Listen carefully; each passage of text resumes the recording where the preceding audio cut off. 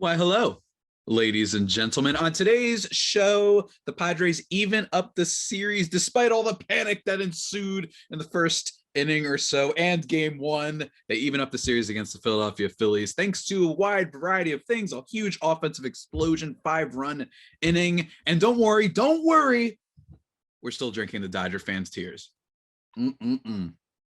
Still as tasty as ever. You know what you're listening to, guys, so let's get started. You are Locked On Padres, your daily San Diego Padres podcast. Part of the Locked On Podcast Network, your team every day.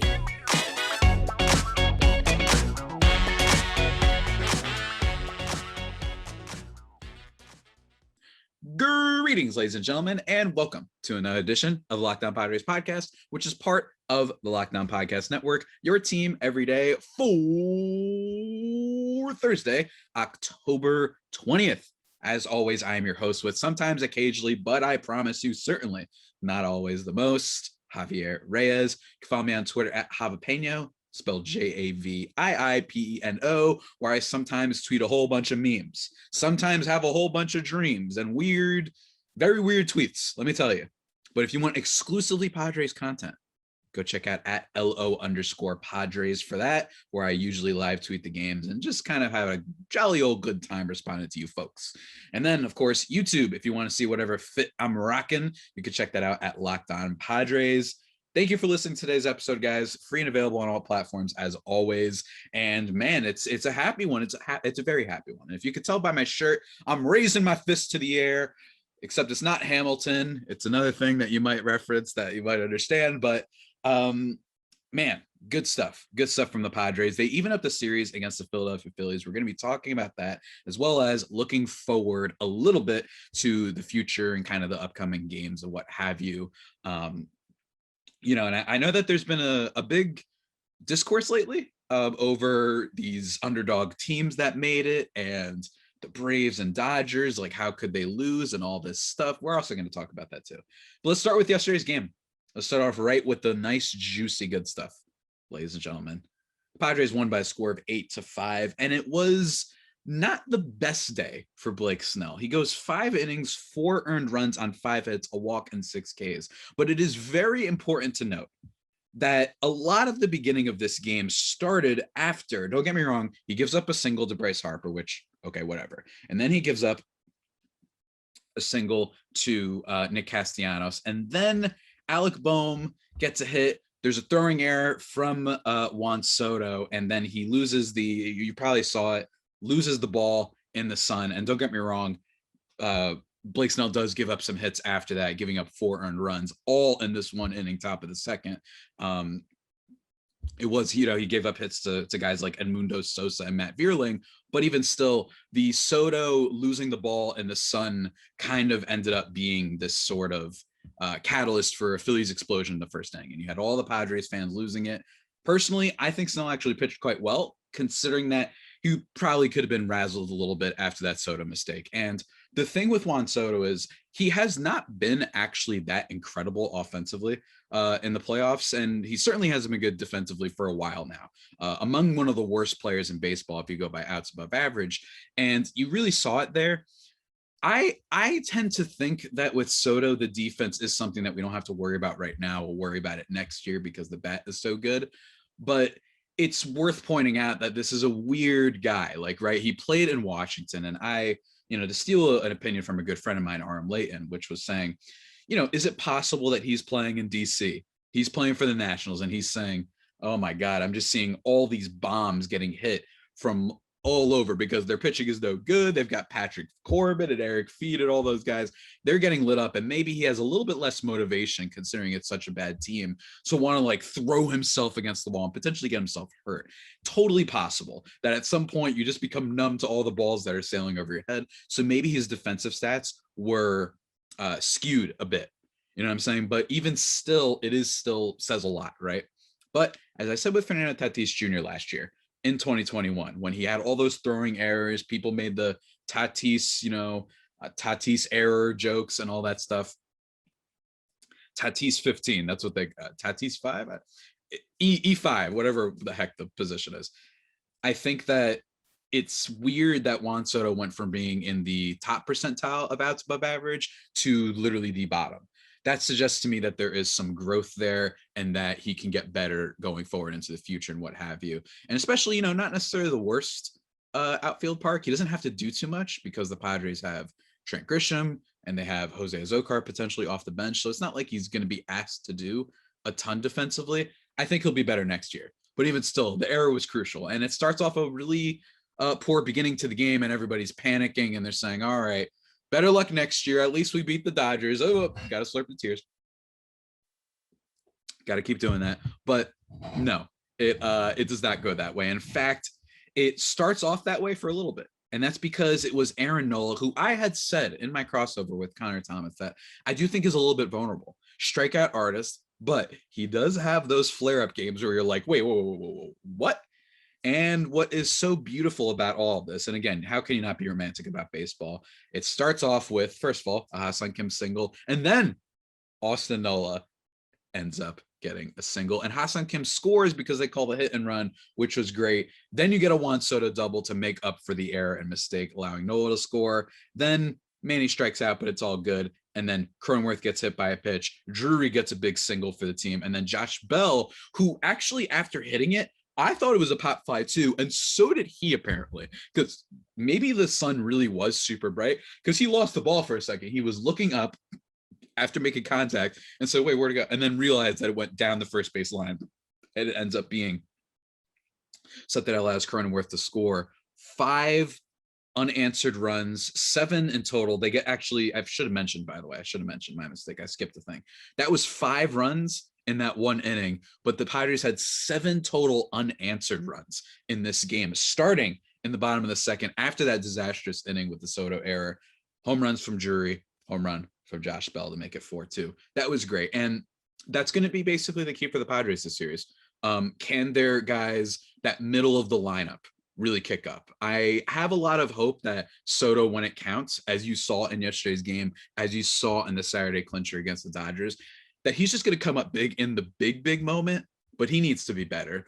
And they need Brandon Drury, Josh Bell, Ha-Seong Kim, Jake Cronenworth. They need all these guys to be a whole lot better. And hopefully, that's what's going to happen now. Because with the exception of game 1 against the Mets, when Josh Bell hit that home run to start, he's been pretty bad. Weak contact. In game 1, he had 3 swinging strikes. That was really rough to watch. Hopefully he can be a lot better. I'm not supremely confident because I think he would have shown a little bit more by now. I think that he's just kind of this year's Adam Frazier for the Padres, which is really frustrating. And granted, maybe he's always been this guy who stumbles in the second half. I don't have the numbers right in front of me, but even still, it's frustrating because Josh Bell has been very, very good before. He's had a home run. I think it was a 39 home run season, if I'm not mistaken. I'm going to try and pull it up right now. A 39 home run season for the Washington Nationals. Let me see, 39. No, 37, my mistake. And he had a 27 home run season. So that's the difference. Frazier, when they traded for him, it was like, this guy has literally never been this good before. And then the Padres ended up winning the game, though. So middle of the lineup, that's the big thing. Right? Rhys Hoskins, it is worth mentioning, takes Robert Suarez deep on the first pitch in the top of the 8th inning. Obviously, the big cushion that the Padres had wasn't a big panic, but damn, man, these Phillies, when they're on, that offense is horrifying. It is really scary to watch. And Hoskins is the king of streakiness. So hopefully he doesn't, hopefully he got all of his offense out of his system in this one game yesterday. That would be great. And then Harper too, although unlikely. And then Josh Hader comes in for the 3 strikeout save on Bohm, Segura, and Verling. Yeah, I've been wrong about Hader. I was dead wrong. We'll see if this is the case of a guy who will fall apart next year, but it doesn't matter because right now he's been excellent. And even if it does fall apart next year, it looks like the trade, at least for now, considering the Padres were going for it this year, has seemed to work out. I mean, he's been excellent. 3 strikeouts there. They couldn't hit him. He looks great. He's throwing the ball more in the zone, and that's what I love to see because a big thing with him when he was blowing up was a lot of walks, not getting anybody to chase. I don't know what happened. Again, I'm not smart enough to figure this stuff out. And people who are smart enough didn't really know what happened either. My best thing to chalk it up to, said it on the last show, that it was similar to Aroldis Chapman last year, just had a month from hell, forgot how to pitch, and then cooled off the next month. That's the only thing I could compare it to. Hopefully, again, he doesn't follow in the footsteps of Chapman in the other regards of how his career is kind of panned out. But that's enough of that game, ladies and gentlemen. That's enough. That's enough.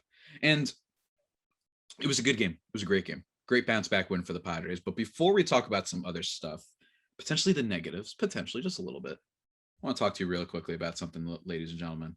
And that's Roan. That's right, Roan. Remember when here's the thing. Maybe it's because, I grew up in a private school and I just hate wearing any dress shirts and whatnot. And I just hate planning for them, right? Like, it's never been my thing to like look good necessarily, right?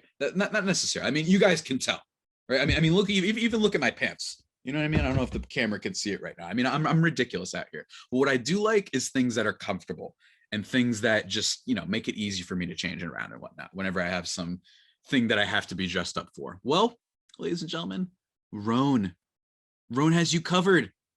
That's right. They give you dress shirts that were designed for radical reinventionness, man. They stepped up to the challenge. It's really great stuff. Roan's commuter shirt is the most comfortable, breathable, and flexible shirt known to man and womankind. Let me tell you, ladies and gentlemen, here's why. Mobility is everything. And that's the big thing for me about Roan.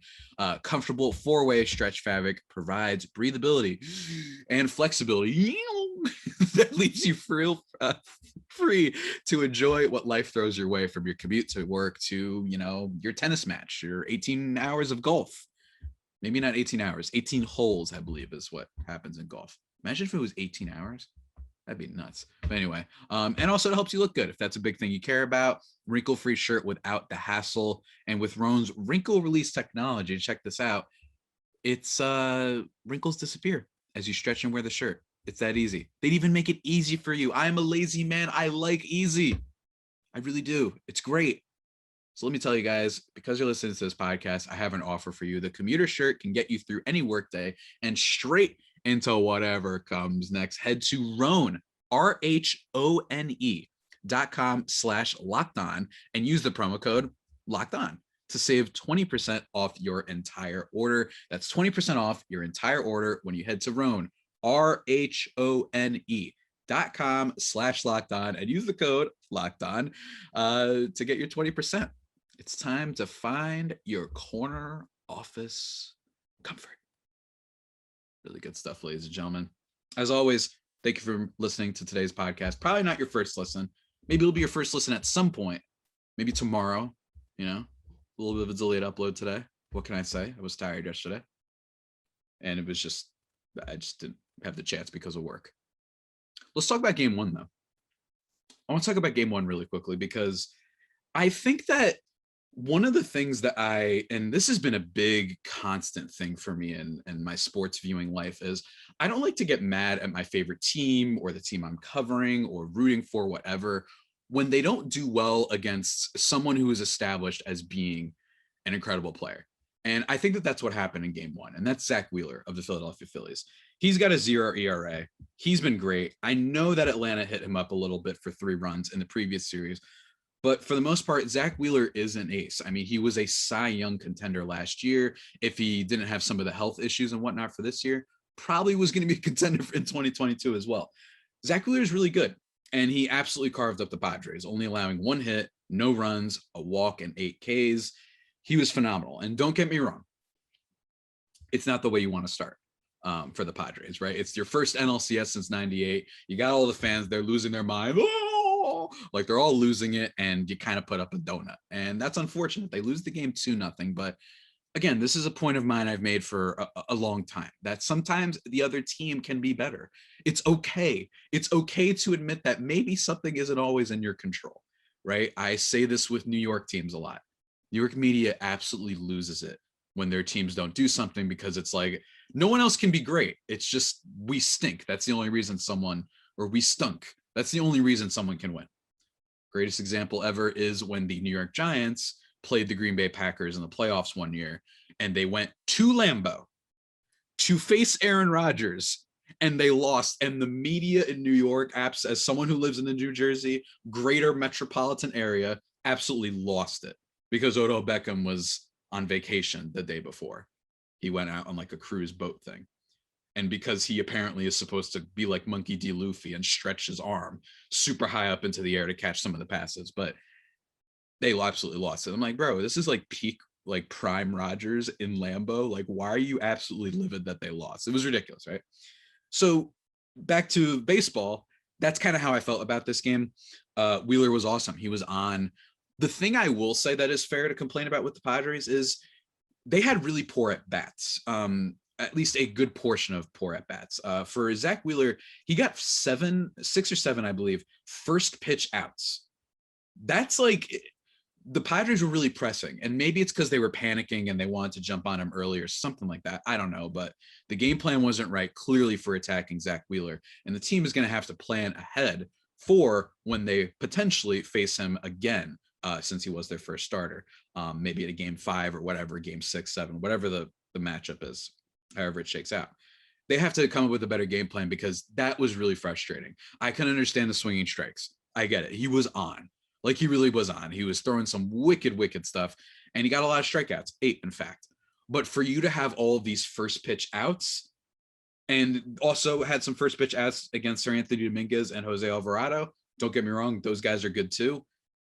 That was what was more frustrating. Not that Wheeler was good, but more, come on, man, why are you swinging on the first pitch? Same thing for Soto, those grounders by the first base side. Got to do better than that. That's my thing. So I hope that the Padres will take what happened in game 1, Melvin and company, they'll say, all right, here's how we're going to attack him. Here's the strategy. Well, the things that we don't know about that managers and pitching coaches and batting coaches, work on behind the scenes. What's the strategy heading into Zach Wheeler? Because they clearly couldn't hit him. They certainly hit Aaron Nola. I mean, they beat him to a pulp. His brotherly love, let me tell you, the city of brotherly love literally got brotherly love happened to them. I've said brotherly love too many times in a row. Don't like that. But I do like how they hit up Aaron Nola. And then Wheeler, and in this game as well, it is worth mentioning, I forgot to also bring this up, Yu Darvish was awesome. Like, awesome in this game. He got 7 Ks, only a walk, 2.5 ERA. He was great. I mean, he's been great in the postseason so far. And the only 2 hits he gave up were these moonshot home runs, one of them being from Kyle Schwarber that went an estimated 488 feet, if I'm not mistaken. When I saw that, that's pretty nuts. And then top of the 4th inning, a home run from Bryce Harper. And again, I think that it has to at least play a little bit. We don't know the exact statistical correlation. We never will. But Yu Darvish going out there, seeing his team get these first pitch outs on Zach Wheeler, maybe he kind of lofted one in there to Harper, and he took him deep. And same thing for Kyle Schwarber. But for the most part, it was the Phillies lineup could not really hit Darvish. I mean, they only got 3 hits. So Darvish was excellent, and he has been excellent in the postseason. And I think he's just one of the most trustworthy starters in the game right now. I think it's fair to say that, honestly, just in terms of what he's been doing with control and whatnot. Yeah, whatever. He gave up 3 against the Dodgers, but only gave up 1. It's just, I don't remember the last time Darvish has given up more than 3 runs. And that says a lot. And having that consistency for a team like the Padres, which isn't one that's going to bombard you with offense, but instead is just going to be like, all right, get 4 runs and we have a chance. That's all we need, right? Darvish has been excellent. So I don't want to hear it about Darvish. He was really, really good with just 2 mistakes, especially the pitch to Schwarber. Harper on 2-strike pitch. I mean, Bryce Harper is really good, but the Schwarber one, that was like a little, he threw a donut in there, he threw a donut in there and Schwarber teed off on him, but it's all good, ladies and gentlemen. It's all good. It's all good. Now, let's kind of wind things down a little bit. We're going to talk about the next game just a little bit, briefly, and then we're going to talk about the Dodgers discourse a little bit, and that is the whole playoff format thing. Let's start with the game, though. So on Friday, the Padres are playing the Phillies at 7:37 my time, which is lovely. They're playing in Philadelphia, which is what made their win so key, right? they needed to win. You don't want to go into Philly, which is going to be a madhouse. Someone actually joked on Twitter that it was like Padres Twitter right now is like, hey, go Padres, drink an IPA. And if you're really attached to Padres Twitter, also probably the meme didn't talk about this, but also a lot of horny stuff because Padres Twitter is extremely horny right now, let me tell you. But those three things. And then for Philly Twitter, let me see if I can find it really, really quickly. It was really funny. They were like, Phillies Twitter, mentally calculating whether they'd make bail in time for the Eagles game if they got arrested for throwing a 9-volt battery at Jurickson Profar on Saturday night. Philly Twitter is absolutely insane. And it's one of the reasons I want to beat them so badly, because I cannot stand Philadelphia fans. Because if I walked in there with a not even Houston Rockets, if I walked in there with a Sacramento Kings jersey, I might get killed. I would get bombarded. They hate everybody. They absolutely hate everybody, which is why my mom actually loves making fun of the City of Brotherly Love moniker, slogan, whatever you want to call it. She loves it because she has not had good experiences in Philly and does not like the Philly fans either. So, it's going to be a tough environment, all to say. Tough environment to play in, but the Padres have won on the road before, as have many teams, as it's been chronicled by talking heads everywhere, that it's the home field advantage is a weird thing. It's something that we're kind of losing grasp. We're kind of maybe overestimating the home field advantage a little bit. It certainly matters, but does it matter to the point where it justifies going all out maybe in the regular season in order to win your division and what have you, right? Like, we don't totally know that, but in the matchup, it's going to be Joe Musgrove versus Ranger Suarez. And for me, do not sleep on Ranger Suarez. Yes, I'm just itching my feet right now. That's why I took off my slipper. Ranger Suarez, pretty good pitcher. He started off the year pretty disastrously, Ranger Suarez. And to be honest with you, I forgot he was on the Phillies heading into the season. I had no idea who he was. I don't know what it was. I was just like, am I having some weird mental thing? Did I think that there was a different pitcher on the Phillies? I don't know. But they've got Ranger Suarez going, and he's been pretty solid in the postseason so far. But Musgrove, I feel amazing about. 1.38 ERA so far in the postseason. He's got 13 Ks to 4 walks. Obviously, everyone loves talking about the whole ear thing and the BS that New York media was trying to throw out there with him potentially cheating. That was absurd. But he's been money. He's been money. And even in a game that the last game that he had against the Dodgers, when he gave up 2 earned runs, was still pretty damn good. He worked through some stuff, did get a little bit, some favorable calls of the strike zone, but I trust Joe Musgrove, but Philly's lineup is scary, because I think with a guy who throws as much off speed, sinker, slider, all these different combos, relies more on movement than overpowering you and, getting maximum strikeouts, does worry me a little bit, especially in Philly. Joe Musgrove starting. Again, I think we're in the playoffs. I think that we have to that's why I'm not analyzing this in the most in-depth way in the world, but that's just how I feel. I think that I'm a little bit worried about Musgrove for that reason. I feel like this is actually kind of a rough matchup for him. I think guys like Schwarber, I think guys like JT Realmuto may prove a tough at bat for him. Obviously Harper, but it's going to be interesting. It's going to be interesting if Musgrove can really just be on, if the spin can be on for his fastball, the same way it was on when he was pitching against the Mets and they started crying about it, right? So, crying, that reminds me. It's amazing how much the tears just refresh you every time, But Ranger Suarez, on the other side of the thing, I could see the Padres teeing off against him too. I don't believe in no big game Ranger Suarez. The one I'm terrified of is Wheeler. And I'm more terrified of their bullpen than those other 2 starters, Nola and Ranger Suarez. That's the scary part about the Phillies. Their bullpen might have just caught fire, right? Brad Hand, I want to get revenge on him. I remember when you gave up that donut home run to CJ Crone, was it? I think it was CJ Crone. When you gave up that walk-off home run to the Rockies last year, I'm still mad about that. I don't know why. He just wasn't very good for the Padres. And it kind of drove me insane. I don't know why. Nothing ate against him, but him, Alvarado, Sir Anthony Dominguez, they're pitching really well right now. So that scares me. If they all of a sudden, that's an unfair way to put it, but if they just are catching fire. Everyone talks about whether or not the offense catches fire at the right time. If this bullpen is catching fire at the right time, which it has, that has me infinitely more terrified than facing off against Ranger Suarez or Aaron Nola or Noah Syndergaard, whoever the heck else they have on this team. So that's what's going to happen on Friday. I'm excited. It's going to be a blast. What can I say? Playoffs, man. But remember, it's going to be a long series. I wouldn't surprise me if this one goes to 7. Oh man, it's I don't know about you guys, but ever since this Dodgers series, I'm just like, I'm really happy with the win, right? And I'm so happy about the Dodgers upset that it's almost kind of made me forget that if the Padres win this series, they're in the World Series. You know, like I don't know about you. Please leave a comment if you feel the same.